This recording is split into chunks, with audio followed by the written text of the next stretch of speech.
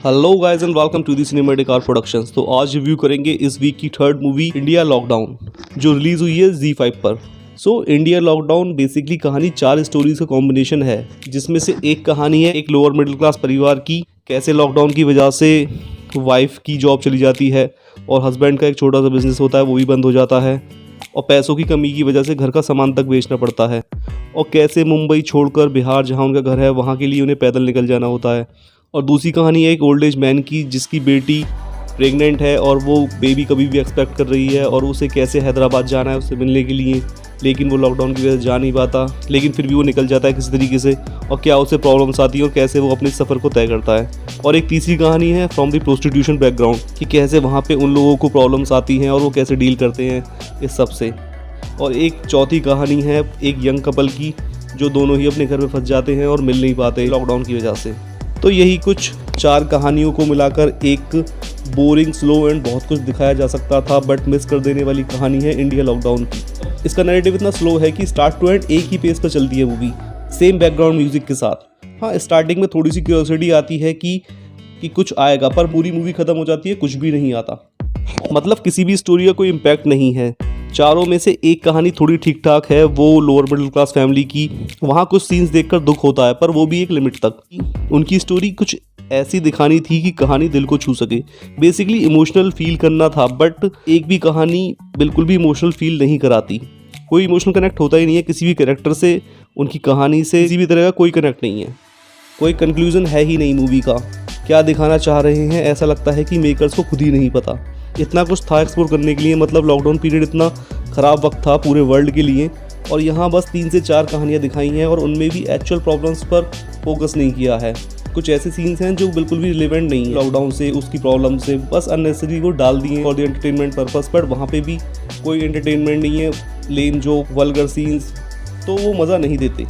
दिखाने के लिए इतना सब कुछ था कि डॉक्टर्स के पॉइंट ऑफ व्यू से दिखा सकते थे क्या हालत थी उस वक्त हॉस्पिटल्स की, पेशेंट्स की, जिन लोगों के अपनों ने साथ छोड़ दिया उस वक्त क्या गुजरी थी उन लोगों पर, वो दिखाना ज़रूरी था। जो लोग बीमार हुए और रिकवर कर गए उनका पॉइंट ऑफ व्यू जानना बहुत ज़रूरी था। गवर्नमेंट ने कैसे डील किया इस सब से, पुलिस फोर्स के पॉइंट ऑफ व्यू से बताते।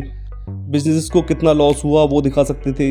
जो चीज़ें आने वाले 5 से 10 साल में ऑनलाइन होती हैं वो 1-2 साल में हो गया। सब कुछ रातों रात ऑनलाइन शिफ्ट हो गया।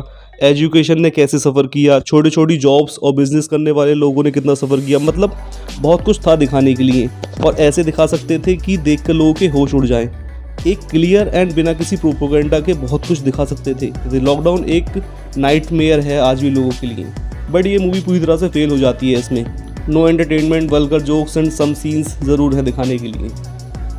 एक्टिंग सभी लोगों ने काफ़ी अच्छी की है, कोई भी फेस वैल्यू नहीं है, बट प्रतीक बब्बर, साई तमांकर, श्वेता प्रसाद, अहाम कुमार, प्रकाश वेवली और भी कई लोग, ऑल आर गुड। सबकी परफॉर्मेंस काफ़ी कन्विंसिंग है। परफॉर्मेंस वाइज मूवी अच्छी है। Direction by Madhur Bhandarkar is very average. कोई भी एक ऐसा सीन नहीं है जिसमें कोई इम्पैक्ट हो। शुरू से अंत तक एक ही लेवल पर चलती है मूवी, जो कि एक टाइम के बाद बोरिंग हो जाता है, और क्लाइमैक्स तक तो मामला पूरी तरह से ख़राब हो जाता है। ऐसा लगता है कि मूवी चलते चलते ख़त्म हो गई। म्यूज़िक के नाम पर कुछ है ही नहीं, 2 गाने हैं, दोनों ही एवरेज हैं। म्यूज़िक कुछ भी ऐड नहीं करता मूवी में। इनफैक्ट म्यूज़िक सिचुएशनल होना चाहिए था, जो सीन्स के इम्पैक्ट को बढ़ा सके, और कई बार तो बिना डायलॉग्स के स्टोरी को आगे लेकर चले म्यूज़िक। बैकग्राउंड म्यूज़िक भी बिल्कुल बेकार है। स्टार्ट टू एंड एक ही बैकग्राउंड म्यूज़िक है, मतलब कोई भी मेहनत करी ही नहीं है। Screenplay and dialogues are so bad, कोई भी ऐसा डायलॉग नहीं है जिसका कोई इम्पैक्ट हो। All and all OTT platform dumping ground बन गया है उन मूवीज़ के लिए जिनका पता है कि एक भी दिन ये चलने नहीं वाली थिएटर्स में, तो जो मिल जाए वो ले लो OTT से। Madhur Bhandarkar has given so many nice movies like Fashion, Chandni Bar, Page 3, Aan, Traffic Signal even for that matter, but पिछले कुछ टाइम से ही हैज़ लॉस्ट द ग्राउंड, और ये मूवी भी फॉरगेटेबल अफेयर है। आप इसे बिना कुछ सोचे स्किप कर सकते हैं, और उम्मीद कर सकते हैं कि आने वाले टाइम में अगर कोई इस टॉपिक पर मूवी बनाए तो कुछ ढंग का दिखाए।